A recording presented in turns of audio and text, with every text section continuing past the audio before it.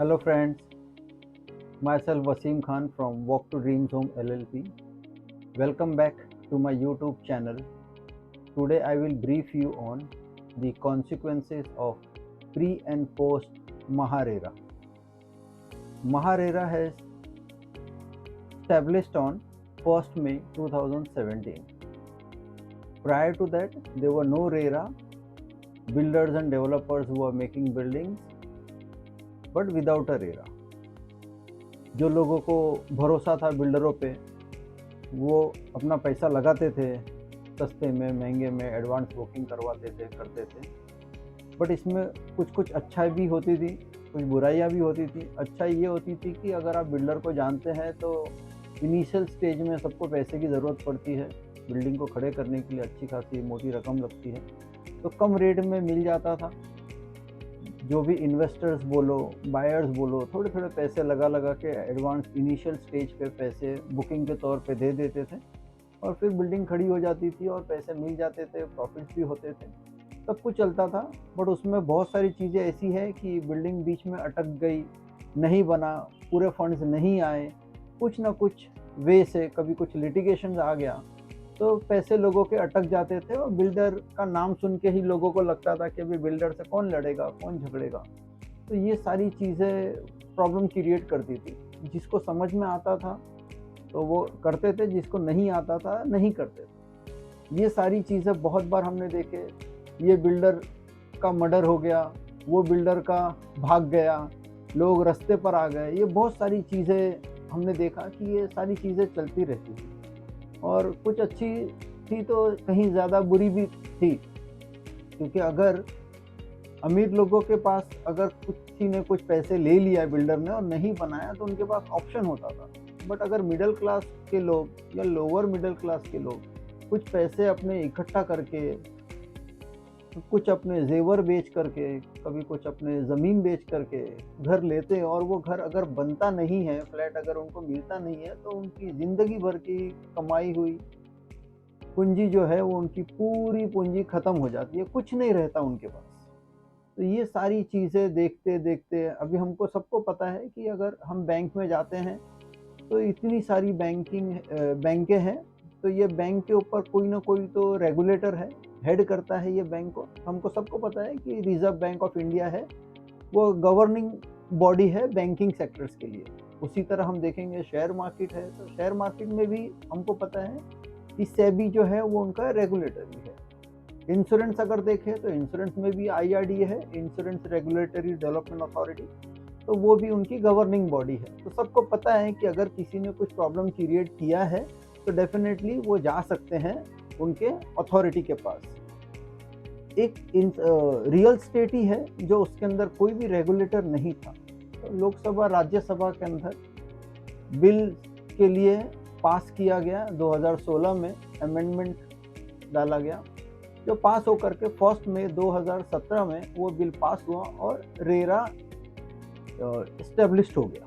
उसके बाद सबको ये पता चलने लगा कि अब रेरा आ गया है। रेरा आने के बाद में बहुत सारे इसके एडवांटेजेस और डिसएडवांटेजेस फ्यू है, बट एडवांटेजेस बहुत सारी आ गई सामने। बिल्डरों को भी पता चलने लगा कि भाई अब ये रेरा आ गया है तो रेरा के हिसाब से हमको प्रोजेक्ट तैयार करना पड़ेगा, उसके हिसाब से काम करना पड़ेगा, लोगों को जवाब देना पड़ेगा। तो एडवांटेजेस अगर देखेंगे तो सबसे पहले तो अगर मैं बात करूं तो इसके अंदर इंक्रीज इन ट्रांसपेरेंसी आ गया। यानी कि आपने रेरा के लिए अप्लाई किया है तो आपको पूरा प्रोजेक्ट का डिटेल डालना पड़ता है कि भाई ये टाइम फ्रेम में मैं बिल्डिंग को कंप्लीट करके लोगों को OC ले करके हैंड ओवर कर दूँगा। तो ये सबसे बड़ी खुशी की बात थी कि लोगों को पता चल गया कि रेरा आ गया, तो एकदम ट्रांसपेरेंसी हो गया बिल्डर और बायर्स के बीचों में।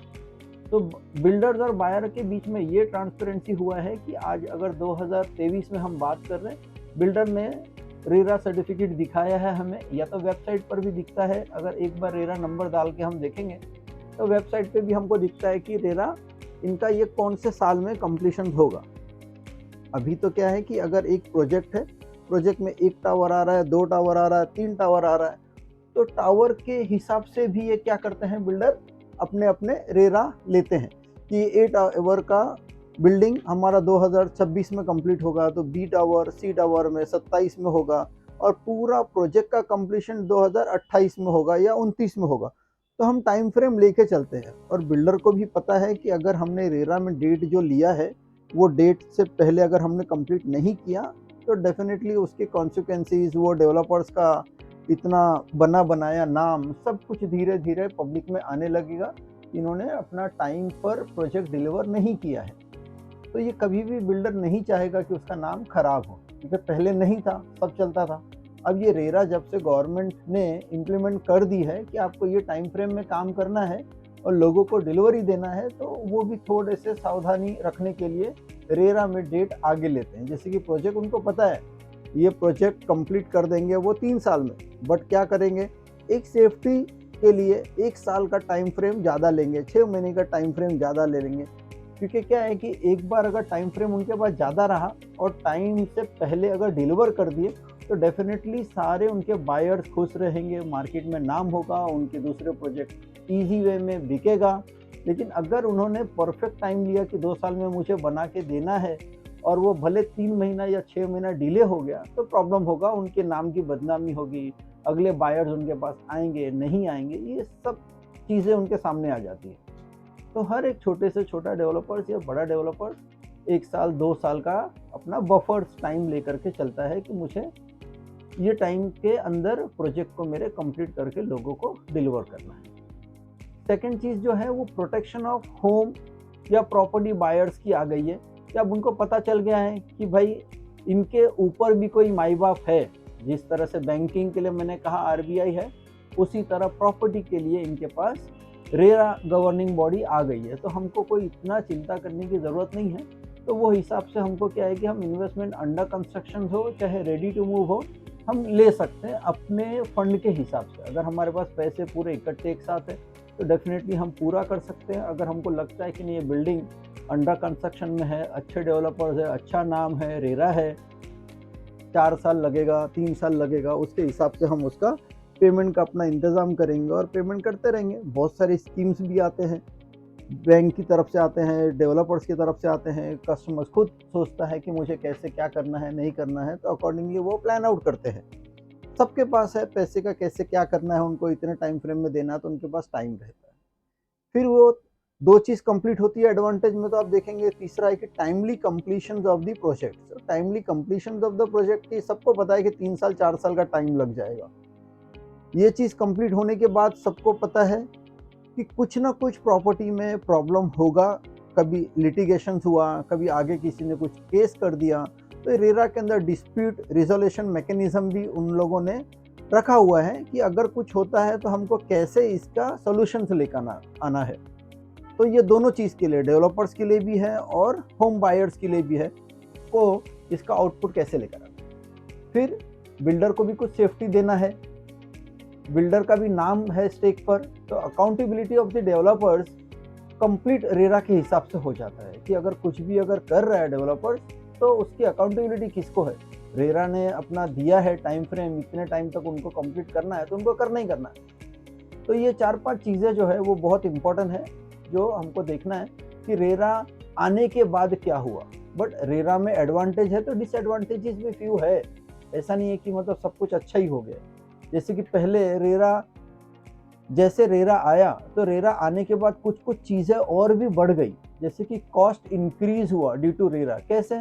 जैसे कि बिल्डर को अब जा करके रेरा में अपना रेरा सर्टिफिकेट लेने के लिए डेट लेना पड़ेगा, पूरा प्रोजेक्ट का डिटेल देना पड़ेगा, टाइमली उनको जो कुछ डेवलपमेंट हो रहा है वो सब कुछ अथॉरिटी को बताना पड़ेगा, वो आके इंस्पेक्शन करेंगे, चेक करेंगे, फिर उनको आगे का जो भी परमिशन देना है, ओडी देना है, सीसी देना है, आईओडी अगर आ रहा है उनका, सीसी आ रहा है, कंप्लीशन होने के बाद में ओसी आ रहा है, ये सारी चीज़ें उसके बाद उनको हर टाइमली में आप देखेंगे कि रेरा में उनको वेबसाइट पे जा जाके ये सब पोस्ट करना पड़ता है। तो ये सब चीज़ क्या कर रहा है, इंक्रीज कॉस्ट को करता है। कॉस्ट इंक्रीज होगा तो कौन बेयर करेगा? बिल्डर को जो भी परमिशन लेना पड़ेगा, जहाँ जहाँ उसको पैसे देने पड़ेंगे, तो ये सब पैसे कहाँ से आएंगे? डेफिनेटली होम बायर से ही आएंगे, जो कस्टमर्स है उन्हीं से लेंगे वो। तो रेट्स कुछ ना कुछ उसके डेफिनेटली जितने जितने कंप्लेंट्स बढ़ते जाएंगे वैसे वैसे प्रॉपर्टी का रेट्स भी रेरा की वजह से थोड़ा बढ़ेगा। इंक्रीज कंप्लायंस रिक्वायरमेंट, ये सब धीरे धीरे आने लगा है। जैसे पहले नहीं था, अब आ गया। किसी ने भी कंप्लेन कर दिया तो डेफिनेटली वो क्या होगा कि कंप्लेन लिया जाएगा, उसका रिक्वायरमेंट रेज होगा, फिर उसके बाद में उसका सोल्यूशन निकलेगा। अब देखोगे कि कोई भी चीज़ में कहीं पर भी, घर में भी हम 5 लोग हैं तो 5 लोग एक जैसे नहीं रहते, ये तो पूरी बिल्डिंग और पूरी सोसाइटी है। तो इसके अंदर कितने कितने कंप्लायंस, और पुराना जिसने लिया है उनका, ये सब कुछ कंप्लायंस को कंप्लीट करते करते भी टाइम जाएगा। तो एक और चीज़ है कि ये डिसएडवांटेजेस है। और रेरा जो है ये एक न्यूली इम्प्लीमेंटेड बॉडी है, अभी बनाया गया है। इसको समझने के लिए इसके इफ बट्स क्या क्या आ रहे, ये सारी चीज़ों को वक्त लगेगा। तो ये सारी चीज़ों को वक्त लगने की वजह से डेफिनेटली क्या होगा, रेट बढ़ते जाएगा, रेट बढ़ जाएगा उसका। बहुत इंपॉर्टेंट है इशू ऑफ लैंड एक्विजिशन। ये लैंड एक्विजिशन का जो प्रॉब्लम है वो बहुत मेजर प्रॉब्लम होते जा रहा है, जो कि उसको एक रेरा के आने से हम बोल सकते हैं कि डिसएडवांटेजेस में जा रहा है। ठीक है, तो ये सब चीज़ को हमको देखना है। पहले जो था रेरा नहीं था, तो रेरा के नहीं रहने से हमको ये था कि चलो ठीक है, कोई पहचान वाला बिल्डर है, अच्छा बिल्डर है, हमारे घर के करीब बना रहा है, तो हम क्या करते थे, छोटे मोटे पैसे उसको दे दिए। अभी रेरा आने के बाद से हमको पता है कि हमको टोटल पैसे कैसे देना, उसको अपनी मर्जी के हिसाब से नहीं देना है। अकाउंट्स में भी रेरा के अकाउंट्स, उनको बिल्डर्स को अकाउंट खोलना पड़ता है, एस्क्रो अकाउंट खोलना पड़ेगा उनको, उसमें 30-70 का रेशियो है, एक करंट अकाउंट खोलना पड़ेगा। सब गवर्नमेंट्स को जितने भी रूल रेगुलेशन है, ये सारे रूल रेगुलेशन उनको फॉलो करना पड़ता है, जिसका टाइम जाता है, और टाइम जाने की वजह से रेट इंक्रीज होता है। ये सारी चीज़ें हैं, बट लोगों को आप देखेंगे कि एडवांटेजेस ज़्यादा हो चुके हैं। लोगों के दिल दिमाग में जो फियर था कि ये होगा नहीं होगा, वो सारी चीज़ें पिक्चर से बाहर हो गई है। लोगों को लगता है कि रेरा है तो डेफिनेटली हमारा फ्लैट हमें मिलेगा, प्रोजेक्ट कंप्लीट होगा, 2 महीना 4 महीना 6 महीना इधर उधर, बट हमको टाइमली मिलेगा सब कुछ। और बैंक भी सामने, आप देखोगे कि जिस प्रोजेक्ट का रेरा है, तो बैंक भी सामने आकर के उनको लोन देने के लिए तैयार होती है। और रेरा अगर नहीं है, अगर आप लोड शेडिंग में आप जा रहे हो, या तो गाउटन जगह में जा रहे हो, ये सब चीज़ों को गवर्नमेंट इतना नहीं एम्फसाइज करते, ये बढ़ावा नहीं दे रही है। और बैंक वाले भी इतना नहीं देखते हैं, वो सिर्फ देखते हैं कि रेरा रजिस्टर्ड है, उनका कंप्लीट लीगल पेपर है, कंपनी के नाम पे है, तो सब कुछ टोटल स्मूथली काम चलता है। और इसमें बिल्डर्स का भी फ़ायदा है कि उनके पास भी कस्टमर्स अच्छे जेन्युइन कस्टमर जाते हैं, और कस्टमर्स को भी सेफ्टी है कि हमको भी कोई प्रॉब्लम्स नहीं है। रेरा अगर हमको देखना है कि रेरा का ईमेल आईडी है, कभी भी हमको चाहिए तो हम उनको मेल कर सकते हैं। वेबसाइट है उनका, वेबसाइट भी चेक कर सकते हैं महारेरा का, वो भी होगा। उसके बाद में अगर किसी को अगर टोल फ्री पे फ़ोन करना है तो फ़ोन करके भी वो देख सकते हैं।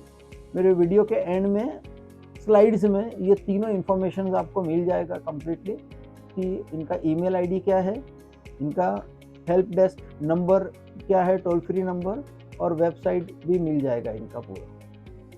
होप आपका आज का ये वीडियो जो है आपको अच्छा लगा होगा। नेक्स्ट वीडियो में नई टॉपिक के साथ मिलेंगे। Thank you.